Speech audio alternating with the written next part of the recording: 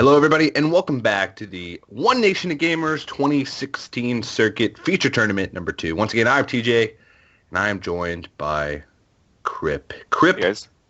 that was an exciting series. It was actually, yeah. Yeah, Dog played some interesting decks, faced with some tough decisions, and really enjoyed those games. Mm-hmm. We have here Jab versus Leadpaint. Jab is the invited player. Leadpaint is the open winner. But I believe I've seen these players play against each other at some of the tournaments. I think late last year.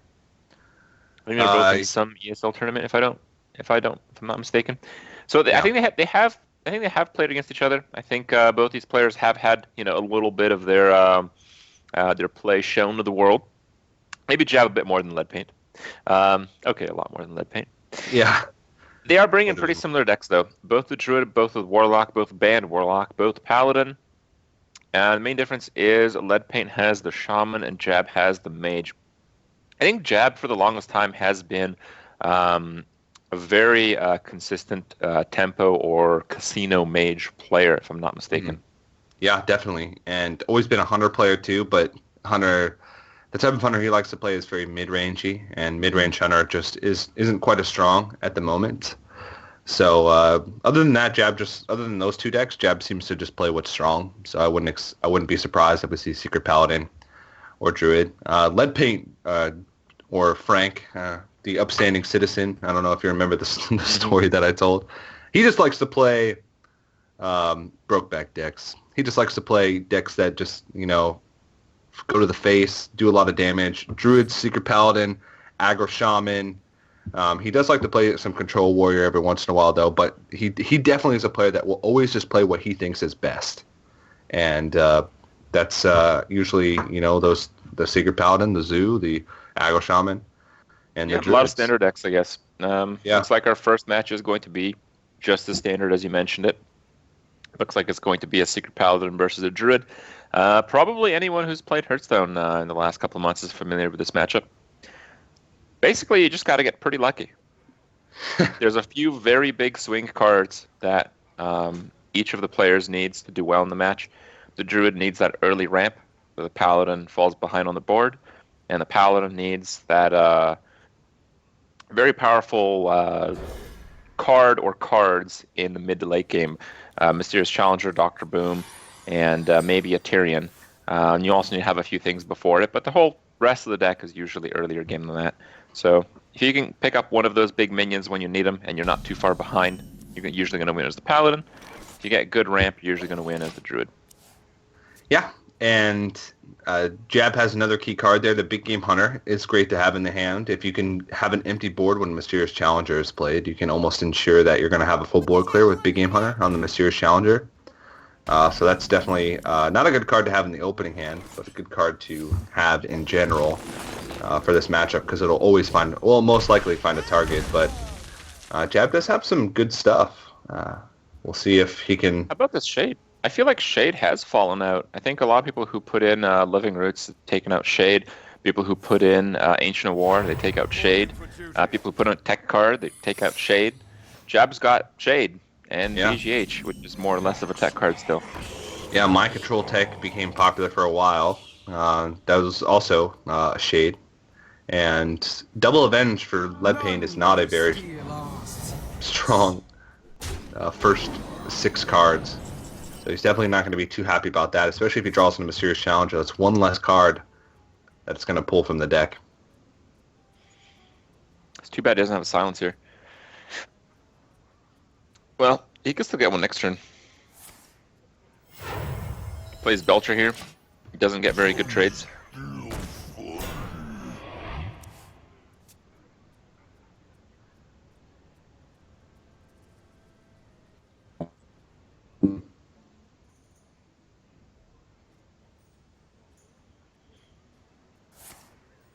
Wow.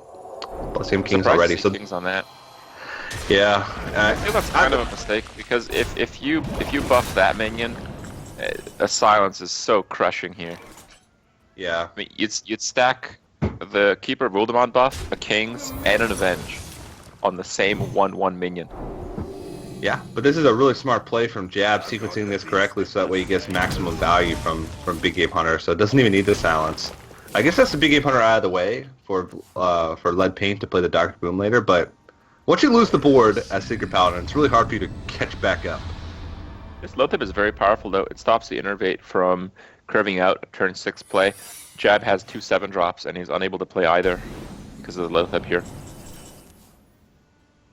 That's not bad, though. That's a great pickup. And a silence, so this looks like a game where Jab can probably just run away with it. He's got a lot of tools to just finish out the game, and his Dr. Boom's going to have to do a lot of work if Leadpaint wants to mount a comeback. This Shade's just getting lots of value. Do you just Dr. Boom and go face and hope your opponent's not running Consecration? Generally, the decks that are running Keeper of Uldamon are running at least one Consecration from what I've seen. Yeah. Depends how many 4-drops he's actually running. We saw 1 Blessing of Kings, but if it's 2 Blessing of Kings, maybe he doesn't have room for it. If it's 2 Keepers, maybe he doesn't have room for it. If it's, if he adds a True Silver, maybe he doesn't really have room for it, but... Oh, no Bomb Cascade. Yeah. And he is still a long ways off. Lethal damage. Oh, Tyrion is going to get destroyed. Actually, if he plays Tyrion, he loses. Yeah. Just from Boombot hits along. I don't think there's a way... Well, actually... No, he's dead. I don't think there's anything Leadpaint can do here. He has to get a very lucky Boombot. I mean very lucky. Like, that Boombot has to kill his Boombot, and that has to kill the Shade. Like, that level of lucky. Mm-hmm. And that obviously didn't happen there. So yeah, he's just dead. Silence Savage Roar. Game over. Actually, he doesn't even need Savage Roar. He could just silence Hero Power. Yeah. Yeah. But you might as well overkill. And with that, Jab is going to take game number 1. Got off to a decent start there. Had that big swing turn with the Big Game Hunter. And that was pretty much Leadpaint's board gone from that stage. And for once, Leadpaint in his open run, it felt like every single game he opened with every single match he opened with Secret Paladin and took a very quick win. Mm-hmm. Well, not this time. He did try, but it didn't end as he would have liked. Jab's got his mage deck, probably a Tempo Mage behind. He's got a Paladin deck.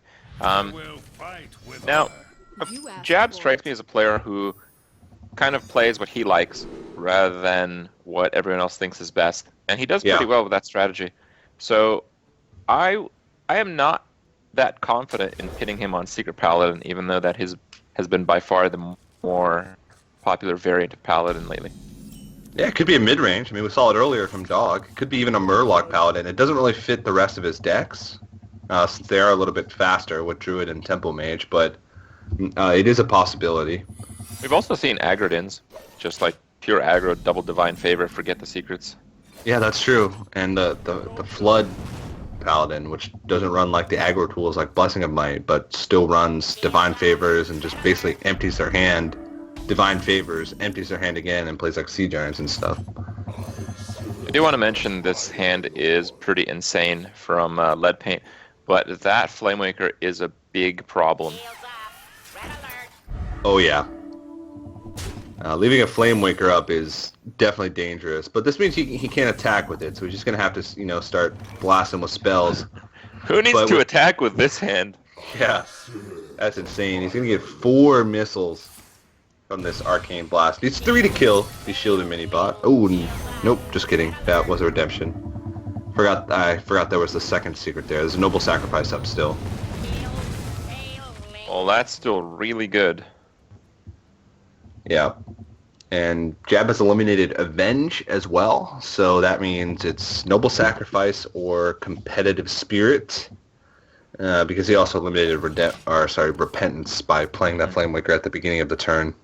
Yep, I think his play's solid here. You know that Secret Paladins almost always run double Noble Sacrifice and almost never run more than 1 Competitive Spirit. It being either one, you play your odds, you play as if it's Noble Sacrifice. Makes the correct call. Yeah. And Leadpaint ends up picking up a secret, which is not what he wants to see at this stage, because he's going to coin out the Mysterious Challenger next turn. And another spell! Another missile spell. This time he's just going to be able to get rid of the secret and even no, I think he's playing Ezra Drake.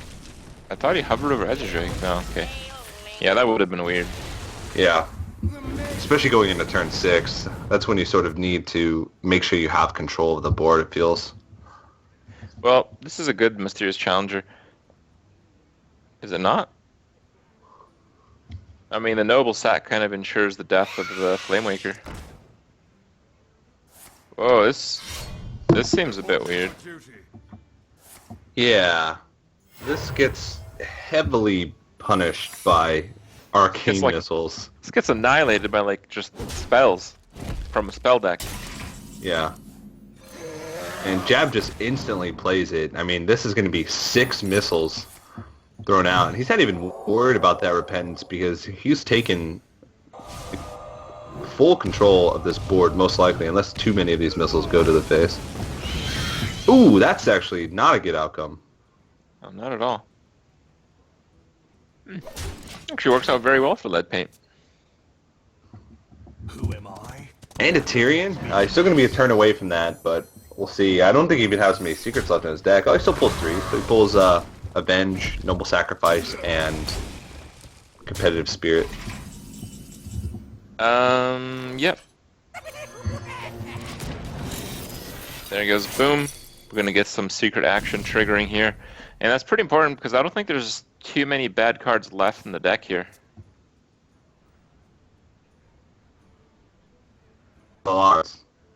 Only bad card Leadpaint can get. Choose over Champion? Smork? Oh, wow. Okay.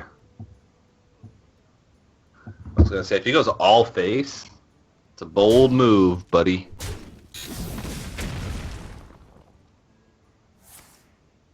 Just going to try to marginalize the 1/1 Boombots here.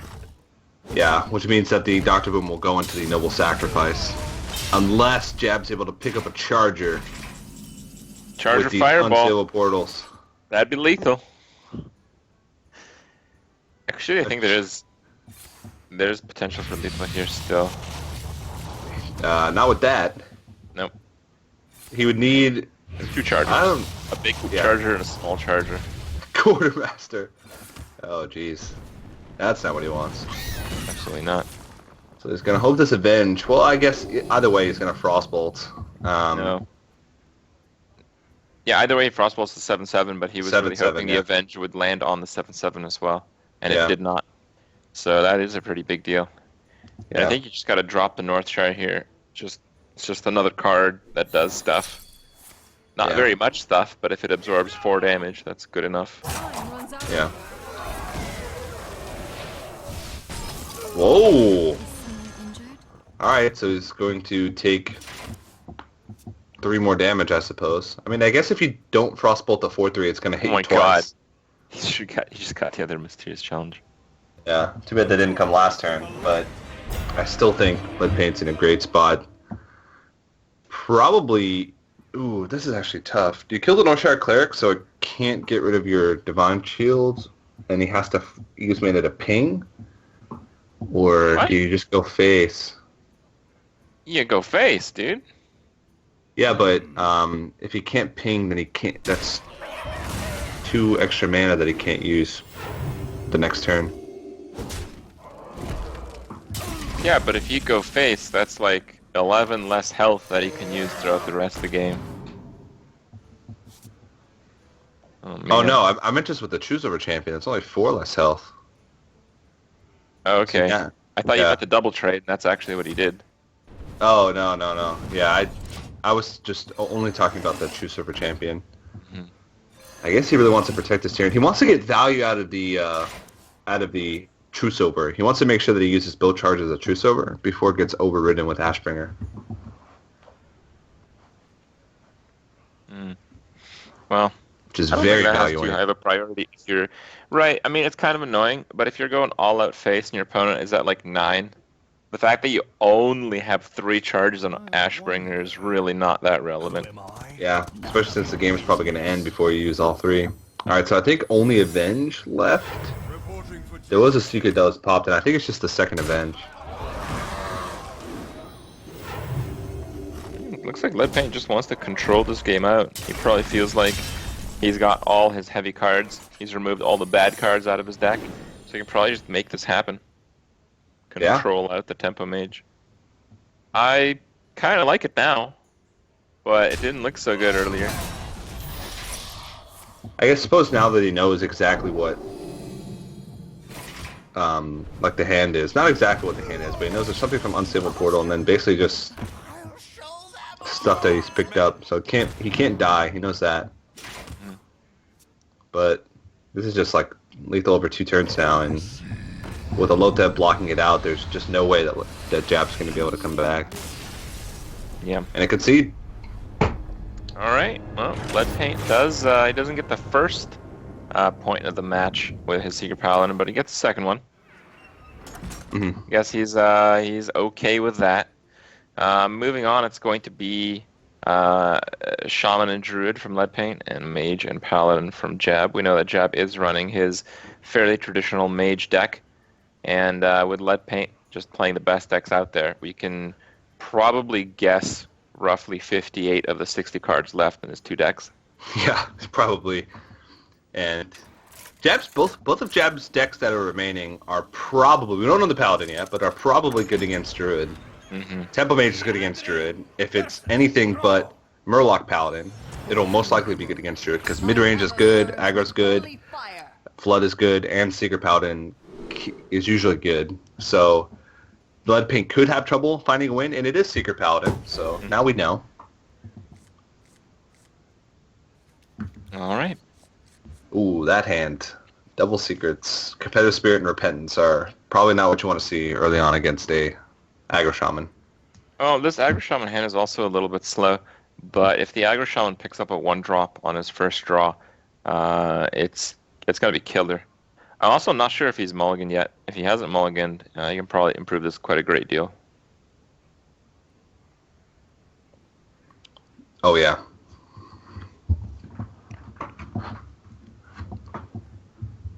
So this matchup is pretty much just about the first couple turns. Yep. If the Shaman gets on the board and gets like minion damage for like 12 points, it's just done. Yeah. They still have to draw him to burn, but I mean, the deck is like half of it is burn, maybe even more, and that's a pretty good. Good start. It's not like outstanding, but it is solid. Yeah. If he picks up Feral Spirits for turn 3, man, then it's pretty damn good. Wow, the Leper Gnome before the Trogs. I'm surprised to see that. Yeah. Because Coin Minibot would destroy that. Oh, okay. Well, no, he's playing the Trogs now because there's no Overload. And Flamethrower Totem with Haunted Creeper is fantastic. Put this apple on your head. So. Okay. I think you want one face here. There you go. Now you have both. So now you go for it. This is a huge power play. I think you'd actually trade here. You want the Paladin to have less minions, and you want to have more minions. The number of minions is so relevant. Yeah. Being able to trade with Flamethrower Totem if you need to with some of the small stuff is super important. Jab's just, oh man, just having the hero power and play a single secret. Well, this is what you get for playing Secret Paladin. There's almost always one of these turns. Yeah. Fits out the curve perfectly. Oh, jeez. How much more damage did you say you needed to fit in? Only 12? These Tonal Trogs are probably going to get in for upwards of 15. So it's all set. Yeah. It seems unlikely that Jab's going to be able to recover the board. So I think he's actually just going to die to these. Yeah, I'd say so. I don't think those are ever going to die. Yeah. Because, I mean, the first priority is the Flame Tongue, still, right? So you have to kill the Flame Tongue, which you're not doing next turn. You're doing the turn after the next. And then you have to consider killing the Tunnel Trogs. That's just not going to happen. Yeah. And a Doomhammer picked up. On 5. There you go. On 5. On 5 with both Tunnel Trogs on the board. Yeah. Alright, so Leadpaint takes the 2-1 lead and has Druid remaining. But we talked about it a little bit earlier. Jab's decks do well against Druid, so... It did pretty well. I think the Mage is quite a good deck against Druid, but I think the Paladin is very close to 50%. Very close, yeah. You mentioned some points earlier. It's all sort of about that, whether or not the Druid can find that stabilization turn. Mm-hmm. Pretty much it's about Druid in most matchups. It's do they find ramp? Do they find, a big threat early? And can they make a swing turn if they fall behind with a swipe or like a big game hunter? And seems to be the case a lot, but we are going to move into game number 4. Jab's going to throw out the Paladin first. Throwing out the poor matchup first. That way, if he does make it to a game number 5, then he is in a good spot. Yeah, the order doesn't really matter. Your opponent has 1 deck left. Yeah, and you got to win with both. In fact, I think because this tournament is broadcast and win or lose, Jab will have to continue playing. His Mage is much more of a wild card deck than the Paladin. So I think strategically speaking, in terms of releasing information to your future opponents, playing the Paladin is absolutely the correct decision. Yeah. Unless he has a crazy tech card snuck into his Paladin deck that doesn't want anybody to see. Mm. But what kind of crazy tech card are you going to sneak into a Secret Paladin? Maybe a Blood Knight? Nah, I don't see that happening. Maybe a Blingtron? Maybe a Gelbin Mechatork? Nah. What cards could you even work into a Secret Paladin? I think something like Seal of Champions. I think putting a Seal of Champions in a Secret Paladin deck is something you'd want to show off, because it's one of those cards that you're constantly terrified against. And I know from playing against this card in Arena every single day. What about, what's that one card called? The, what is it? The Recruiter? The Silverhand Recruiter? Oh no, that blows. The 5/4 that puts a 2/2 in your hand. That is not a good card. On Inspire. It's a great tech card. I'm kind of curious. I haven't ever seen it, and I feel like it's just time is almost due. Why haven't we seen Sacred Trial and Secret Paladin? Because, we know the card is not good, but we also know that your opponents are never, ever going to play around it. Because we've never seen it in Secret Paladin. But it's so bad. Like, a 4th minion that's played is usually just like an afterthought minion. Yeah. It's usually just, I guess I'll throw down this Darnassus Aspirant. Well, there's a card here that's pretty good, and it rhymes with wipe. Yep. And he's also got second swipe as well, so Jab needs some help here in the form of a large minion. At least the Secret Keeper's going to come back. Yeah, but his minions are... Oh! Yeah! Oh, baby. That's what we were talking about. Yeah. Yeah, he's probably just going to swipe again. Probably going to swipe again, and he's going to realize that he's in terrible shape right after. Probably, okay. Only 1 card. How bad could it be? Turns out, pretty bad. Yeah. Still pulls 6 secrets. And since the board isn't empty, not even a BGH would be like a board clear here. Yeah. It's also important to know that I think BGH is pretty common in Druid, but it's not an auto-include. I don't think you can really assume it's in every Druid. I'd say 99%. Really? You'd go that high? I'd go that high, yeah. Okay. Well, I trust you more. You play more constructive than I do. But without hearing your answer, I probably would have guessed 95. Yeah, I don't think I've ever built a mid-range Druid deck that didn't have Big Game Hunter unless I forgot it. Mm-hmm. So maybe 95 just for the people that are like me that forgot it. Okay. Because I'd say the percentage at which I forget things is 5%. So there's your leeway. Okay. All right. Well, Leadpaint would probably like to forget about this game pretty soon. It looks like he's going to get slaughtered here shortly. Expression. Yeah. And trades into the Azure Drake with both swipes gone. I guess maybe worried about multiple spells, like Wraths or Living Roots, but not too sure. I mean, Jab pretty much just wins. It feels like. Oh my! Are you serious? I'd say that's pretty good. The thing is, he just has to trade oddly into this Ancient. But then he can just smack down a Tyrion. Yeah. Not have to worry about swipe. Yeah, I don't really see too much of a disappointment still. Needs a miracle card. Well, that is a miracle card, but that's not quite good enough, I don't think. Not the type of miracle that he's looking for in this situation. I think the only way he stays alive is by healing his face and Living Roots on the 7-2. And I'm not sure really what secrets are up there. Is that really a life you want to win? You want to live though? I think it's Noble Sack and Avenge. Yeah, Avenge might actually give him lethal anyway, right? 12. Yeah, Avenge makes it so he just loses anyway, even if he does that play. Yeah. Regardless of where it lands, he can't deal with it. Even if he attacks in first, which hit the next Rammus, then it makes it so that the Avenge could proc on the Mysterious Challenger and he'd lose anyway. He'd lose anyway no matter what. Yeah. And he's going to realize he just loses 100% here. Yep. All right. Well, it's tied up now. We got the last decks. Looks like Jab's Mage is going to be, up for bat again here.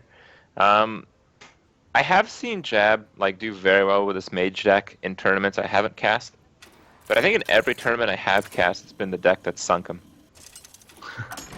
Tempo Mage is, I think that you just summed up Tempo Mage for every player. Mm-hmm. It's either a deck that you just dominate with, and it's like the highlight deck of the tournament, or it just sinks you. And that's a pretty good hand, I'd say. Oh, yeah. Flame Cannon is such a good card against Druid, as are a lot of the other cards in this deck. Flame Cannon often will kill a minion that a Druid will innervate. Mirror Entity will often make you want to stop playing Druid whenever you ramp out anything. And Mad Scientist, I believe, is going to bring out at least one of them. We saw one counterspell from this deck earlier, but it's difficult to say if this deck is running 3 secrets. Often with aggressive decks, you'd just run 2 Scientists, 2 secrets, because it's so unlikely that you're going to draw 2 Scientists and 1 secret in any game. Yeah. Ooh, very slow play there. He could have Mana Worm and then coined out the other Mad Scientist. Yeah, that makes his turn 3 play a little bit weird. Because next turn he can just hold on to the coin, play Mana Worm and Mad Scientist, and hold on to the coin to buff it up sort of like on demand. So he realized that if he coined out the Mad Scientist that turn, he would have just put a bit of extra power on the board, but ruined his turn 3 play. All right, well, the Druid wants to ramp. That kind of surprises me. I guess he's probably going to go all in on the Sylvanas here. Yeah, and that's a pretty smart play. Oh, Arcane Intellect. That is... Duplicate. I mean, I think I would have just cashed in on the Arcane Missiles there. It's 4 damage for 0 Arcane mana. Missiles? Well, you could have done Arcane Missiles for 4 damage, Coin for 1, and Frostbolt for 4. So that would have been an extra 3 plus 3 plus 3, an extra 9 damage for 1 mana. To the face. That would have put him at 15. You'd have had lethal the next turn. I mean, he probably just has lethal the next turn anyway. He's just going to ignore the Sylvanas, and Leadpaint, you can see his face, just slowly realizing that he's about to move down to the losers match. I think he has to play the keeper on the Sylvanas.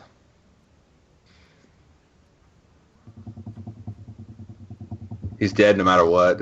He can only assume that it's a mirror entity. Oh yeah, that's true. If he takes the Mana Worm, he's not dead. It's a 1 out of 4 to stay alive.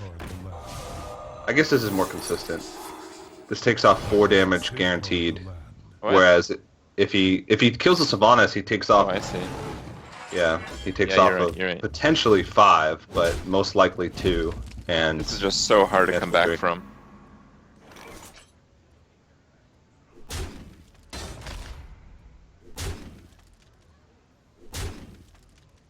Okay. Needs 2 missiles to the face.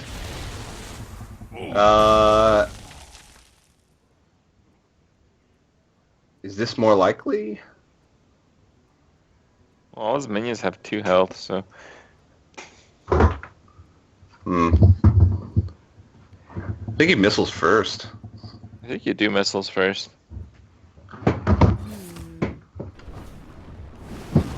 Or don't missiles at all. That was lethal! I mean, that was 50% chance at lethal. Yeah. That's not bad at all, honestly. Yeah. Well, Wouldn't you love 50% chance at lethal right now? I would. Now he has again, a 50% chance at lethal. Because he could Arcane Blast the... it might even be 100%. No, it's higher. It's higher. It's not 100%, but it's higher. Wait, it is 100%. It is 100%. Yeah, it's 100% lethal. Yeah. Flame cannons... There's a reason they qualified through so many. Yeah, there is a reason. And I think last week it was like the opposite, or for the first feature it was like the opposite, where the qualified players... Oh, no, I think it was double. All right, well, that's Jab taking the series. Not bad. Moving on to face Dog in the winners match, if I remember correctly, and Leadpaint goes down to face Astrogation. It is actually the 2 invited players that have advanced. I think it's actually unusual from what I've seen. Typically in, well, it's only a small sample size, so it happens. But typically in the tournaments with lots of qualifiers, I think the qualifiers do actually more often than not beat the invited players, as there's a reason they qualified through so many. Yeah, there is a reason. And I think last week it was like the opposite, or for the first feature it was like the opposite, where the qualified players... Oh, no, I think it was double. It was 2 and 2 that made it into the playoffs. So it was like pretty evenly split. But Eversiction, who was one of the players who made it through via Open, was actually the player that qualified, that won the last feature and qualified through. So it seems to be a good mix, but again, it is a great way for up and coming players to sort of get that competitive experience that they need. Just by placing highly on one Open, it can lead to a string of tournaments. You get to the feature, you win the feature, you get to go to the finals at PAX Prime. So a lot of money. The next Open, like we said earlier, is on April 30th. So in 2 weeks is the next Open. So if you want to participate and have your chance to play in a feature or be featured on stream in our Open streams, make sure you guys go ahead and sign up on the website that's right below, geico.onog.gg. Crip, are you going to play in it? Are we going to meet in the Open? Are you going to venture over to Constructed Land? Oh, I probably will venture over to Constructed Land, but I don't know if I'll participate in that one. Oh, yeah, because I don't know the exact release date, but that's around the time that a lot of people are speculating Sandra will be released. So, yep. And I think I'm automatically disqualified. That's right. Because I'm Canadian. You are Canadian. You are not in a USA brother of mine. It is USA only, but it does have a big prize pool. So if you're in the US and you want to compete, make sure you do that. You won't play against Crypto, but you will play against me. But we are going to have to take a quick break. I think we're going to head over to the winners round. Yep. Winners so it'll be match more next. of Jab, and he's going to be playing Dog, who we saw just earlier. All right. Well, I'm looking forward to that match. But don't go anywhere, guys. We'll be back in a few minutes with the winners match for feature number 2.